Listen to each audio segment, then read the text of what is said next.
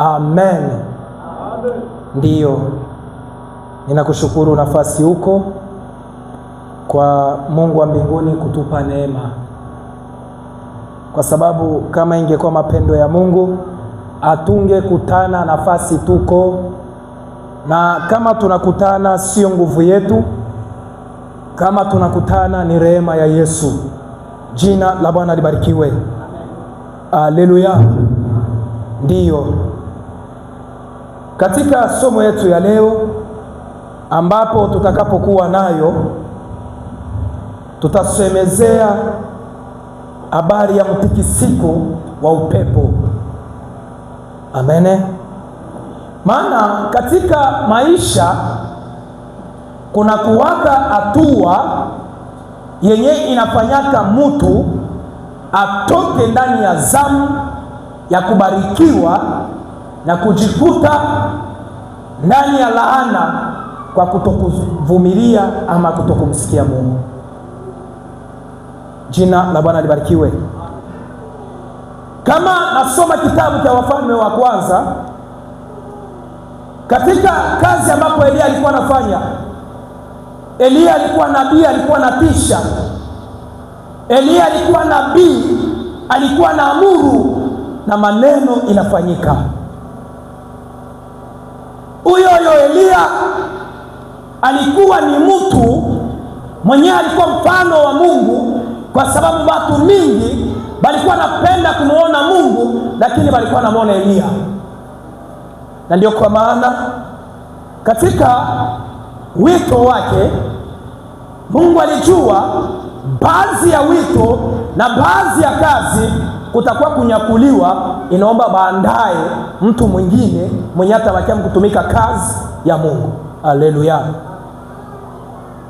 Katika habari ya kuandaa, haikubidi Elia bebe na kuchagua tu.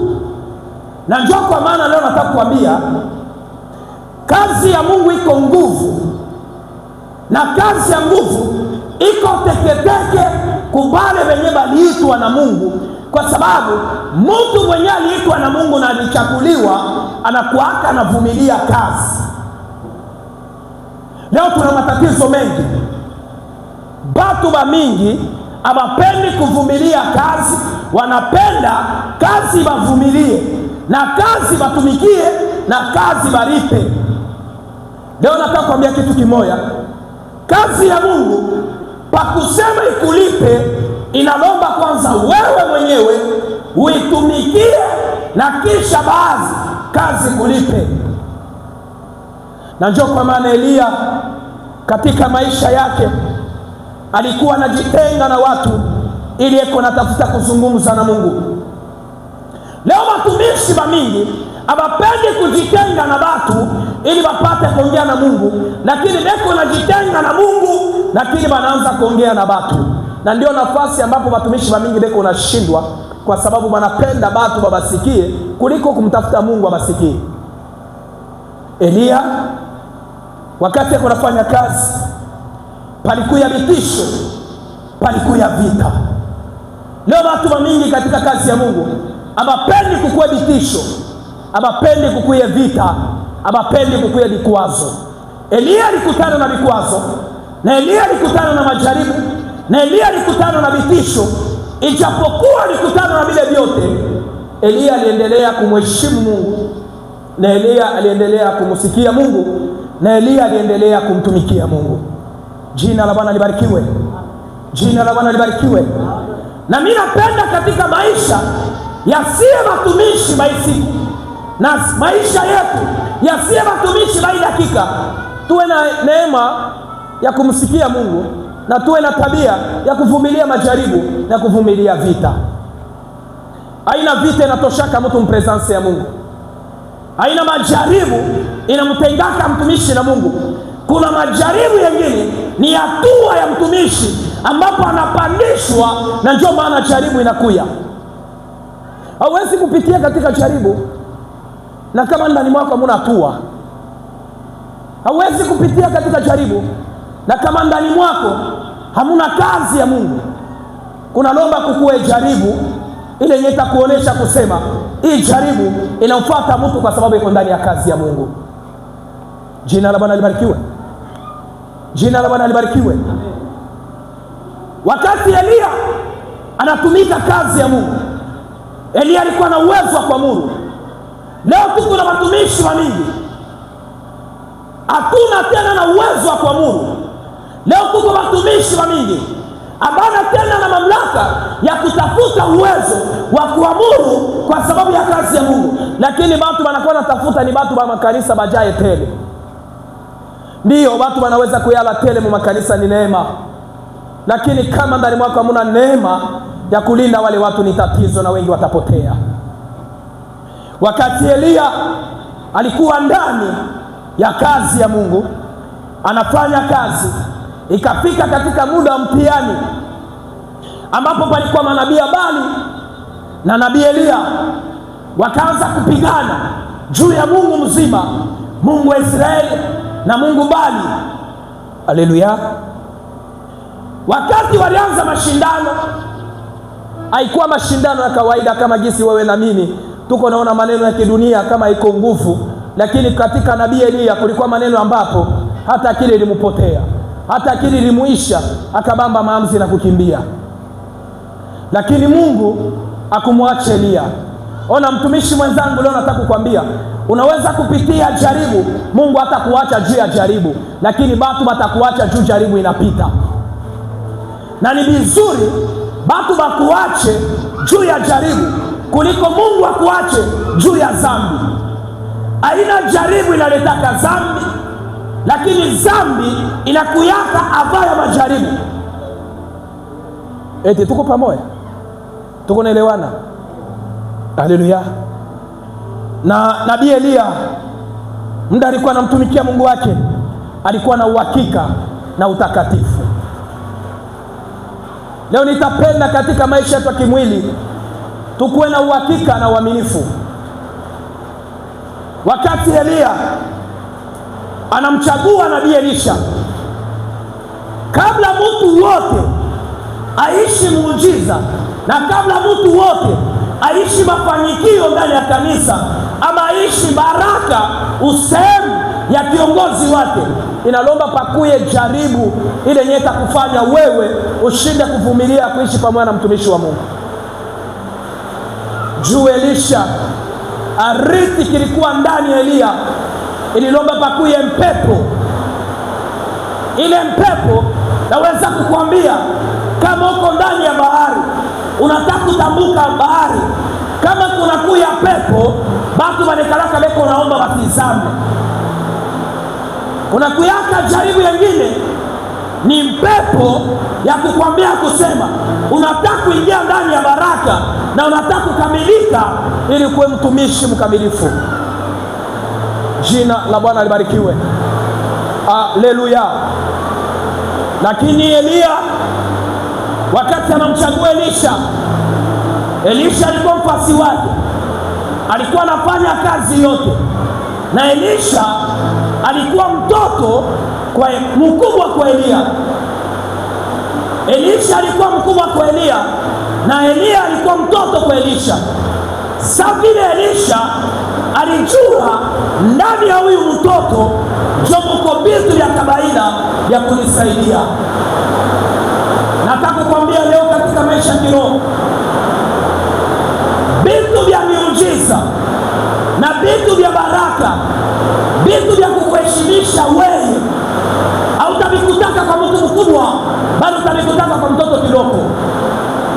Ukasoma Biblia, Biblia inasema Yesu alikuwa na wanafunzi wote 12 walikuwa.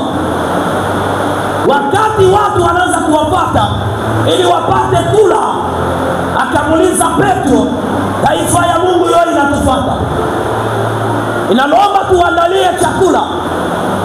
Petro hakuwa na kitu, sababu Petro alikuwa mtu mkubwa. Petro alikuwa na lobaka samaki.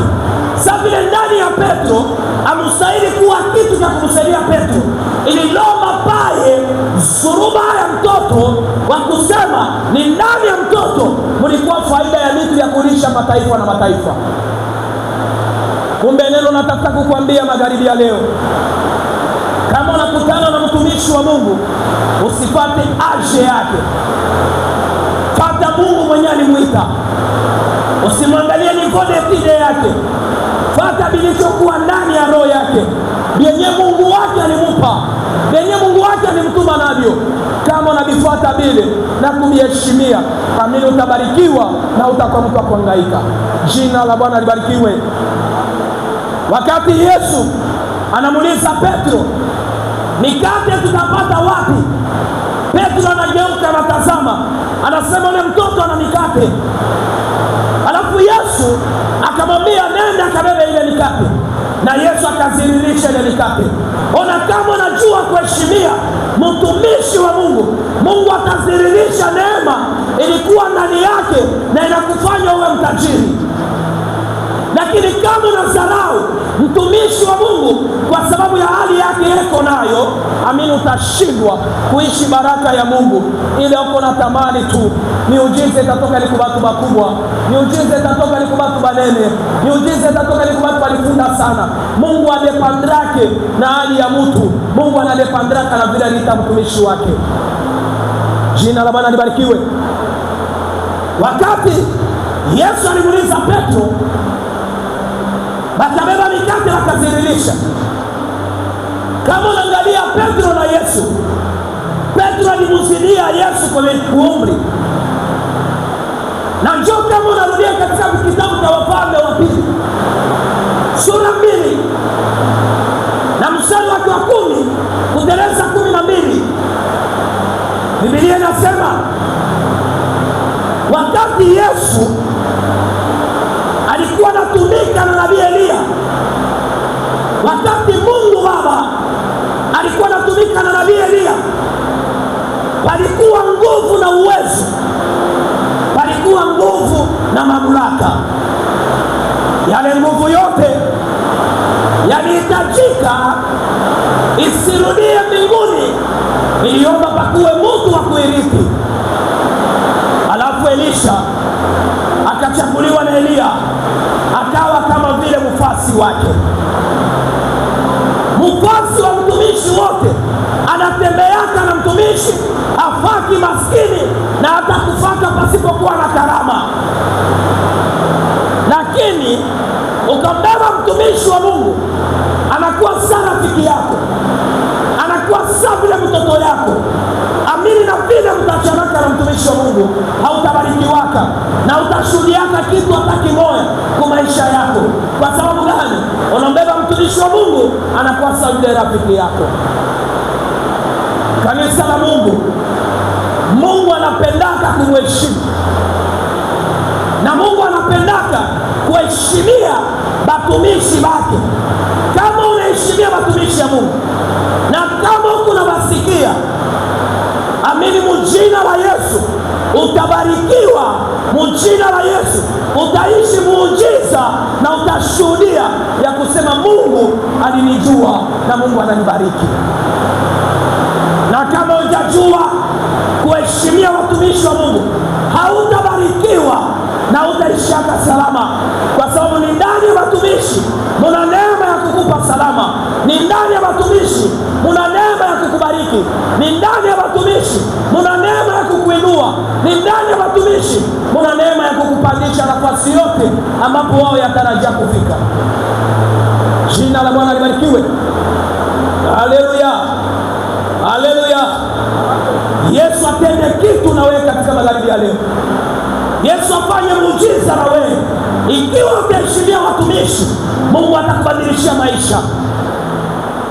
Elisha hata siku moja kumdharau Elia.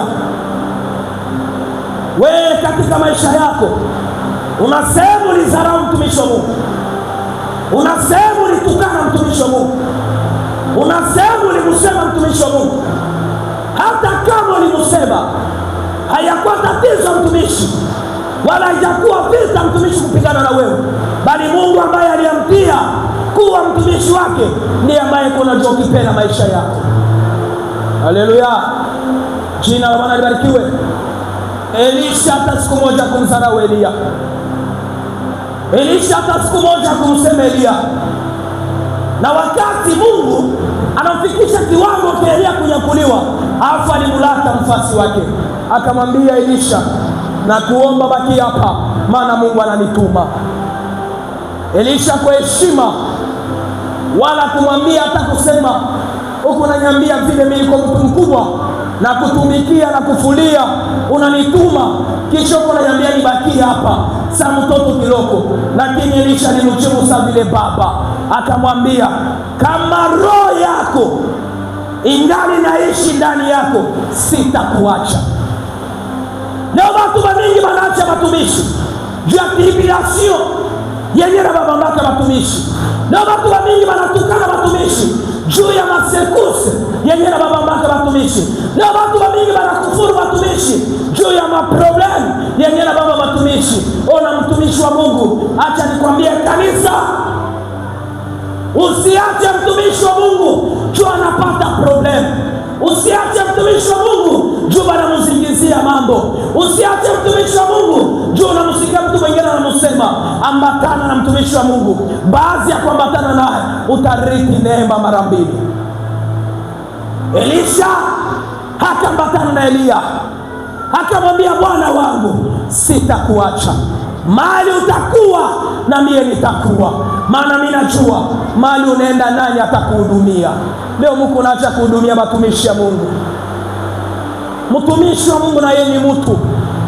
Mtumishi wa Mungu alalaki mbinguni. Mtumishi wa Mungu ana na kitanda mbinguni. Mtumishi wa Mungu eko na damu na maisha na wewe. Tunaachana tu, ni uwezo wa Roho Mtakatifu na mamlaka ya ufalme wa Baba.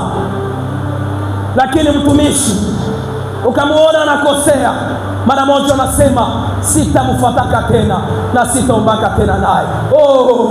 Ndugu yangu, nataka kukwambia unaweza kuachana na ule mtumishi juu ya problem unaiona nayo kwa mtu. Leo unabamba decision, sitaombaka na ule mtu. Unaweza kupoteza neema. Utapoteza neema kwa sababu ya mafeblese ya mtumishi. Kila mtumishi eko na feblese yake.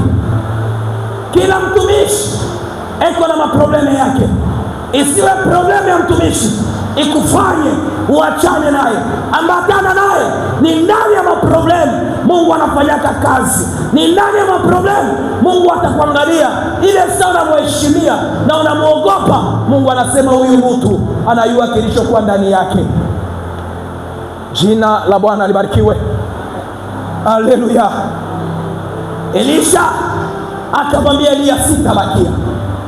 Hata wakafika mahali walipofika, haikuwa ndio nafasi ambapo Mungu atamuinua Elia. Jina la Bwana libarikiwe. Katika depare yote ya mtumishi, unaweza unasabia naye miaka. Haina miaka ndio itakubariki, ni wakati ndio itakubariki. Kama unasabia miaka na wakati wako uenea, utashaje makanisa na utashaje matumishi. Probleme ina miaka, probleme ni wakati wako uenea. Kama wakati wako uenea, haitapata saa, haitapata miaka, haitapata miezi. Unaweza kuona ndani ya kanisa panaingia mtu mwingine leo na leo Mungu anambariki. Leo anajenga, leo anauza gari, leo anaheshimika. Usiache neema ya Mungu kwa sababu ya ule mtu. Pengine wakati wake yeye inaenea. Mungu alikuwa anamchunga ashanje. Kushanje tu ni kutoka nafasi Mungu alikuwa anamuonea na anaenda kukutana na Mungu fasi alikuwa anamchunga.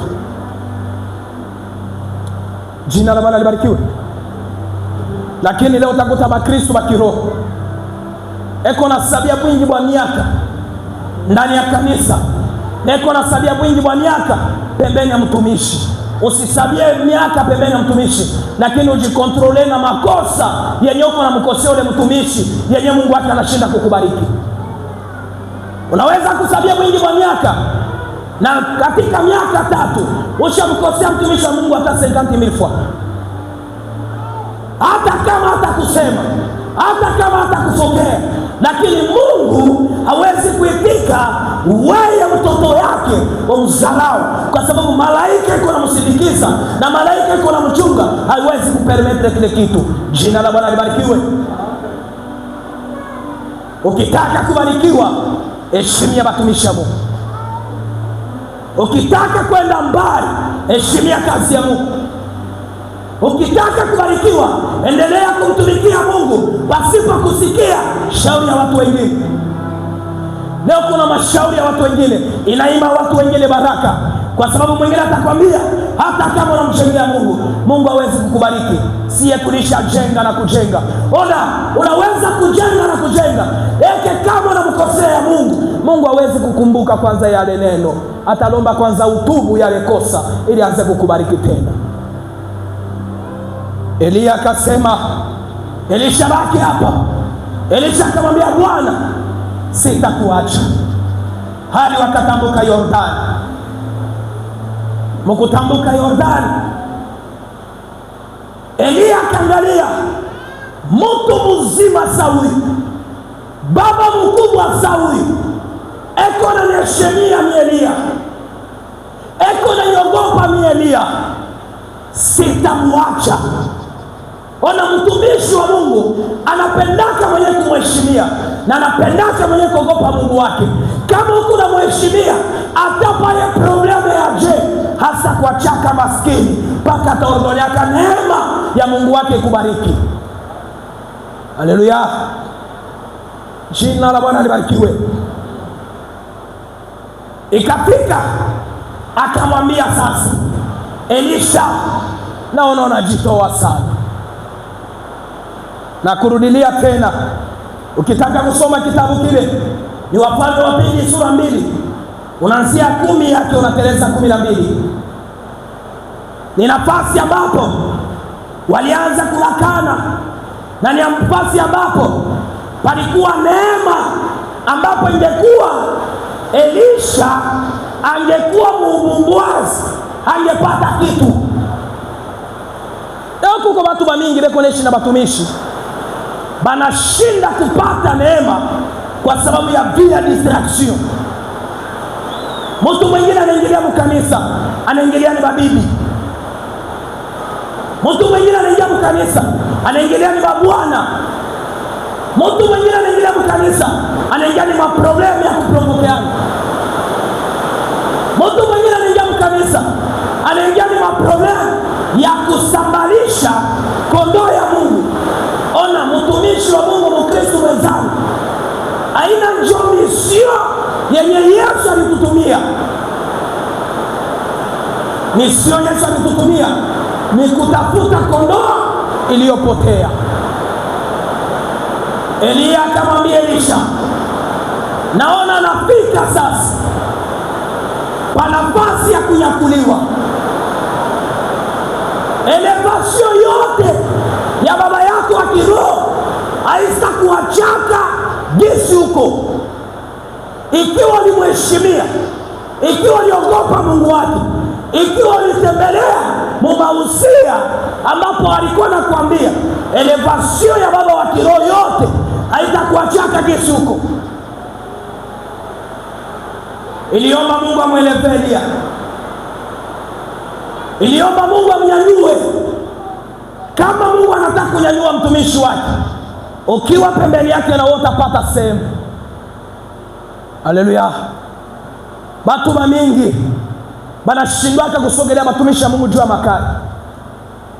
Leo nataka kuambia kanisa ya Mungu, ni vizuri uishi pembeni wa baba wa kiroho mwenye kuwa mkali, ambapo anaona kosa na kufokea, kuliko kuishi pembeni ya baba wa kiroho anaona kosa na kulindia, jua na kuua, kwa sababu utaribikiwa na utajua.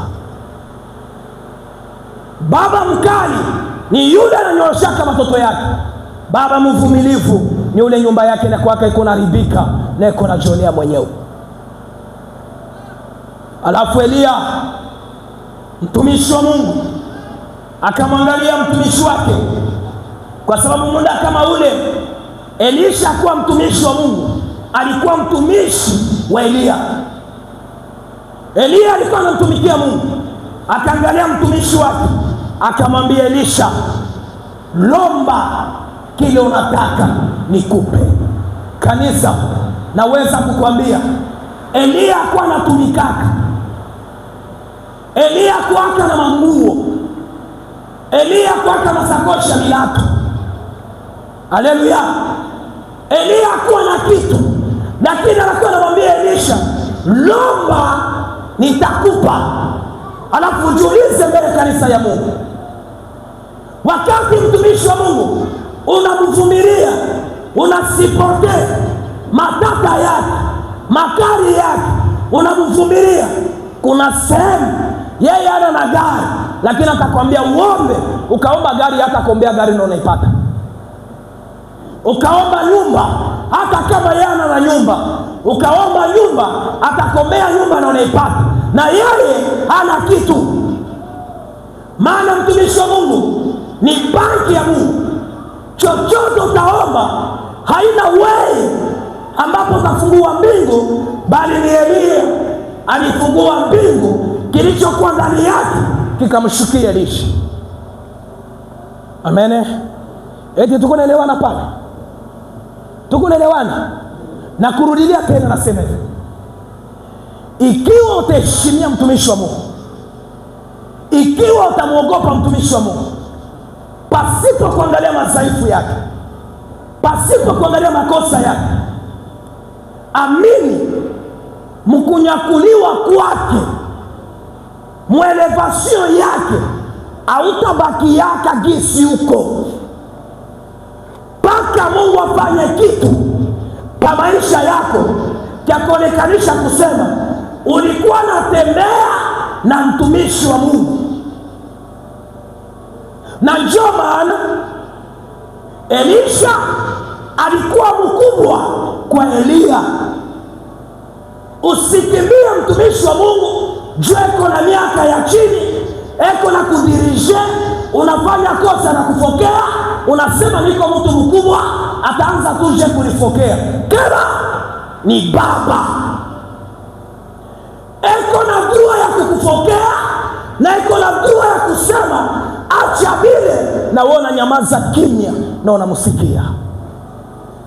Lakini ukasema ni mtoto, hawezi kunifokea, atakuacha na makosa. Baadhi ya makosa utashinda kubarikiwa. Naomba kuambie kitu ili upate kumsikia. Na mimi nakwambia magharibi ya leo, niko nakwambia kitu juu ufikie kiwango cha kubarikiwa. Ujue kuheshimia mtumishi wa Mungu. Elisha akamvumilia Elia mu madhaifu yake, mu nguvu yake, mu kusema kwake kubaya na mkuangalia kwake kubaya. Haleluya. Saa iko na muangalia, iko na mvumilia. Ilifika saa ya elevation. Kanisa la Mungu, probleme ya mtumishi wa Mungu haiwezi kuwaka probleme yako. Ile probleme sasa mfikia mtumishi wa Mungu, inawezekana ni Mungu anaipermetre ifikie mtumishi wa Mungu. Angalia ni banani batamvumilia mtumishi wake wakati wa maprobleme. Haleluya. Tuko pamoja? Tuko naelewana? Haleluya. Wakati Elisha hivyo alikuwa mtu mzima, na ndio maana alipata kilichokuwa kwa mtoto kidogo. Maana mtu mkubwa anaweza kuwa na pesa, anaweza kuwa na manyumba, anaweza kuwa na magari, anaweza kuwa na heshima, lakini neema ya wokovu itaenda kutoka kwa mtoto kidogo. Na ndio kwa maana mtajiri azikiwake na batajiri, mtajiri anazikiwake na bamaskini. Batajiri wenzake watavaa mashuti, banakaa chini ya miti kwa kuheshimika, lakini wa maskini ndio watagusa jeleza yake. Kwa maana heshima katika ulimwengu wa roho inaomba kuheshimia mtu asiyokuwa na kitu, na ndio atakuwa na kitu. Leo utaniona mie sina kitu, lakini nina kitu cha kukupa wewe, na watu wanakushota mkono. Amen. Haleluya. Elia alikuwa na muujiza wa kufufua na kuponya. Alikuwa na muujiza wa kuombea maji, alikuwa na muujiza wa kuomba kitu kisichokuwa na kitu kinajaa mafuta. Ona vile Mungu anafanyaka muujiza wake, na katika nguvu ya muujiza hakuwezi kuingia muujiza wa shetani. Ninaamini Gabriel Francis, Mungu ataingiza muujiza usio muujiza wa shetani. Muujiza wa mafanikio utaingia kwa maisha yako, muujiza wa baraka utaingia kwa maisha yako, muujiza wa uzima utaingia kwa maisha yako. Nafasi ya kuwa naweza Gabriel Francis utaweza kupitia uwezo wa jina la Yesu Kristo wa Nazareti. Haleluya. Ila nitakuomba usiwe haraka, usisabie mwingi wa miaka wa kanisa, lakini mwambie Bwana, wakati wangu uenea. Kama wakati wako unaenea kanisa, hautalalamika wala utalia. Bwana Yesu asifiwe.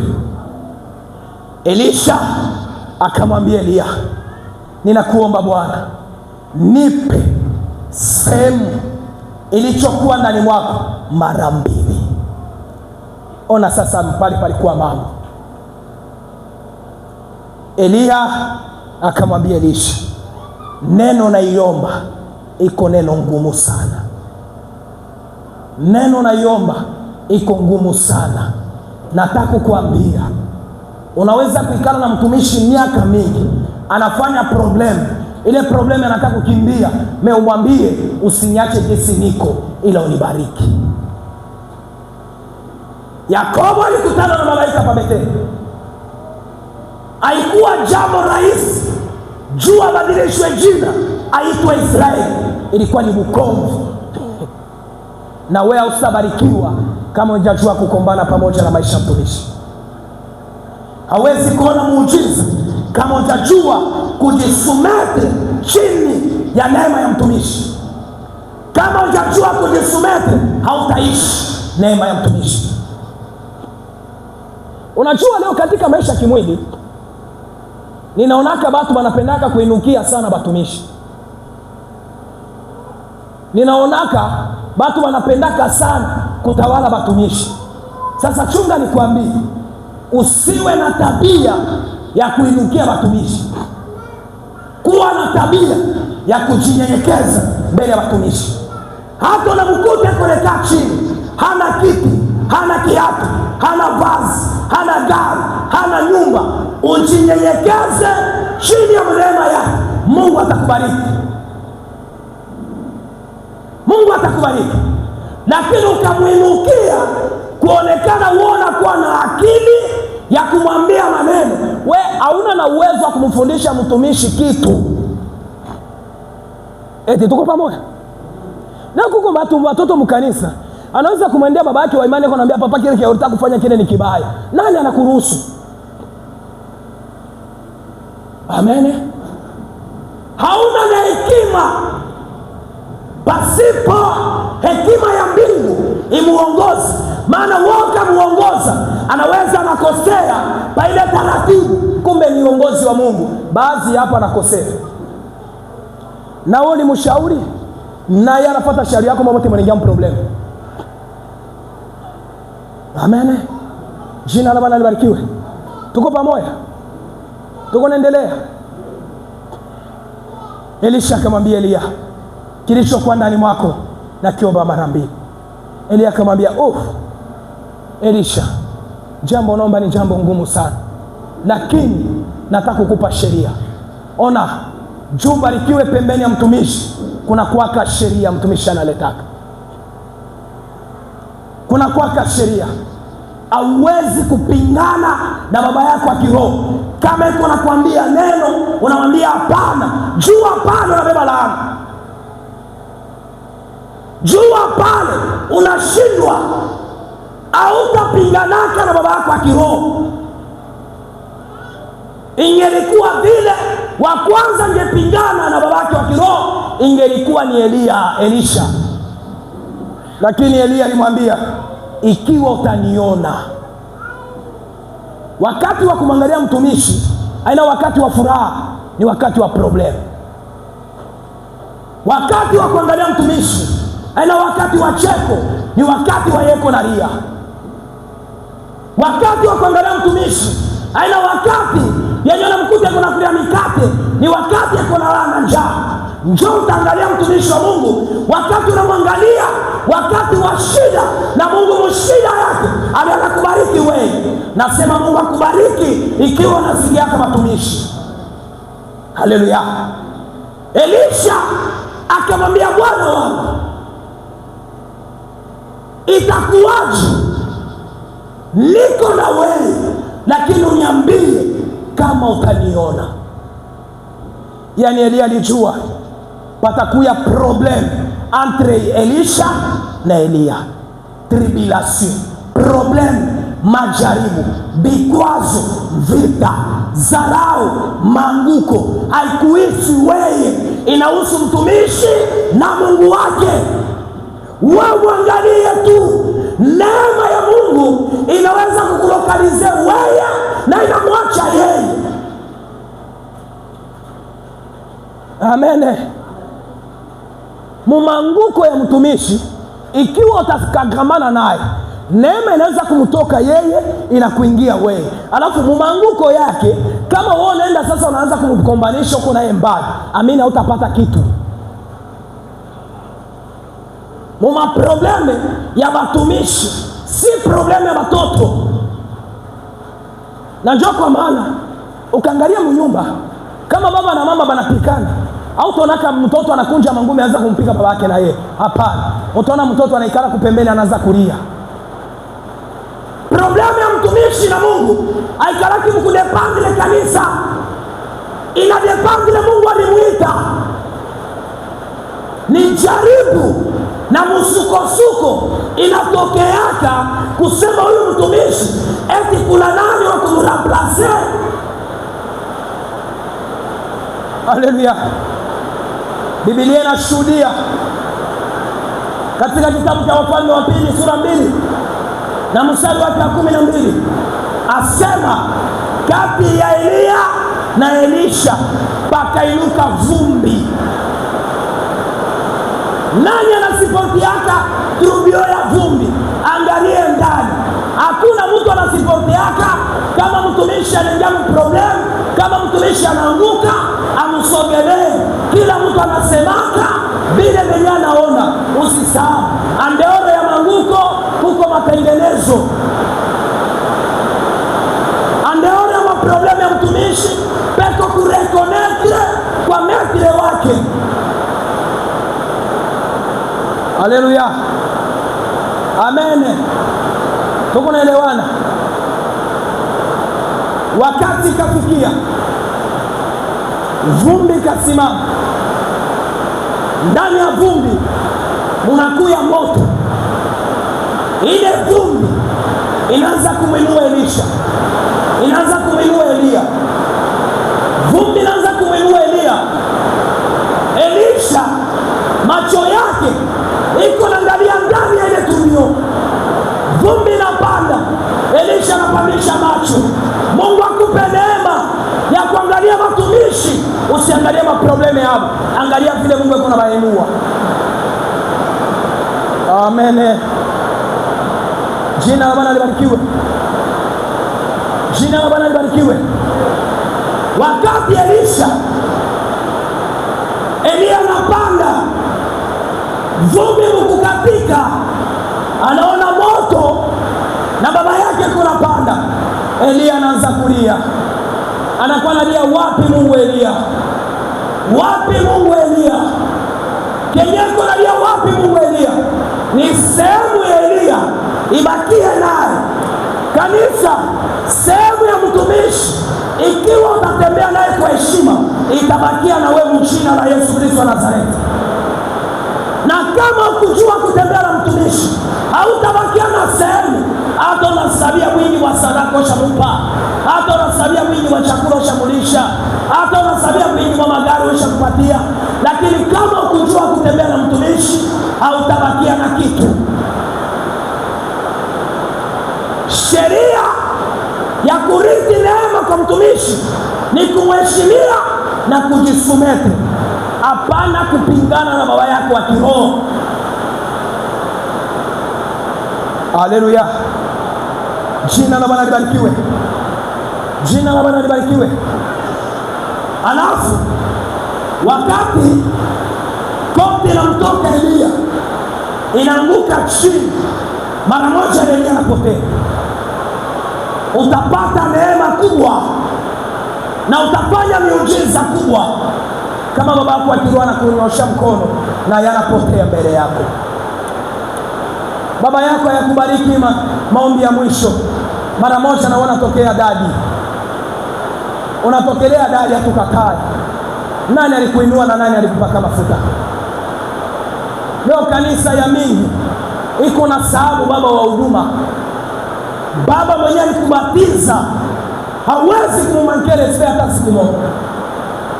Baba aliyekupaka mafuta hawezi kummankele hata siku moja, maana haki ya mkono yake njoo ile ndio unatumika nayo. Jina la Bwana libarikiwe. Haki ya mkono wake njoo ile uko natumika nayo.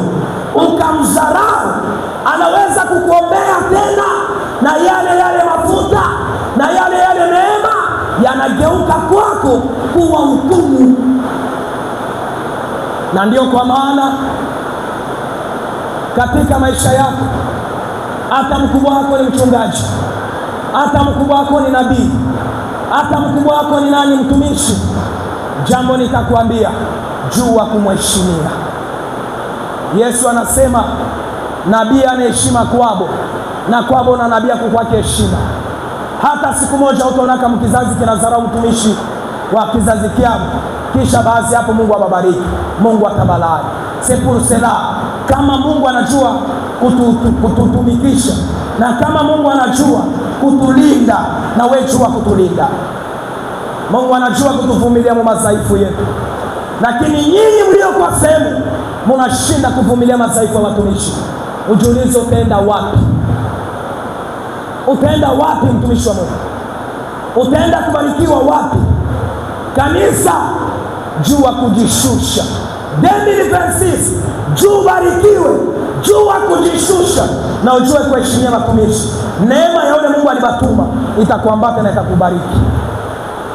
Ikiwa utapingana nao, amini utashachata makanisa, na kule kwenye utaenda utapingana na ule pastor, hata unapingana naye hautabarikiwa. Ukatoka tena pa ile kanisa, utaenda ku kanisa nyingine, asilia yako ni kupingana, mpaka usiku utajuaka kujisumete, na njoo grace ya ule mtumishi itakufasone. Amen. Jina la Bwana libarikiwe. Asema baadhi hapo Elisha kupata baraka kusehemu ya mtoto kidogo kuumri, alafu akarudia naye akatambuka Yordani. Benye balikuwa na mcheka, jua alikuwa anazunguruka na mtumishi Elia, bali mheshimia. Ona bale bako na kudharau, juu kuna shunguruka na watumishi, bana kuita mtu mbaya, bana kuita avantilie pamoja na pasere wa, haina problem. Apre ile jina ya avantili, bata kuogopa baadaye. Kwa maana mimi najua Mungu ni Mungu wa kutenda. Mungu hawezi kuita mtumishi juu acheze naye, wala mtumishi hawezi kuitika kumtumikia Mungu juu acheze na Mungu. Acha nikwambie, jua kuheshimia watumishi wa Mungu na kuheshimia nafasi huko, naomba Mungu atakubariki. Usije mkanisa kwa zoezi, usiende makombe kwa zoezi, lakini sema hivi, niko ninakombewa, najua kumheshimia. Ule kona nyoosha mkono wake juu ya kichwa changu, kwa sababu ni baraka itatoka juu ya maisha yangu, ni katika masemi yake. Batu ba mingi leo bako najidanganya, bako nasema batumisha hawezi kubariki batu. Chunga nikwambie, ana aliomba miaka na miezi mwile hekalu, lakini pasipo masemi ya Eli anakuona mtoto. Siku Eli alisema pata kile uko unatafuta, na mara moja muujiza wa mimba ikaonekana. Mungu akupe neema katika magharibi ya leo kupitia uwezo wa jina la Yesu Kristo, na Mungu abariki neno lake. Amen.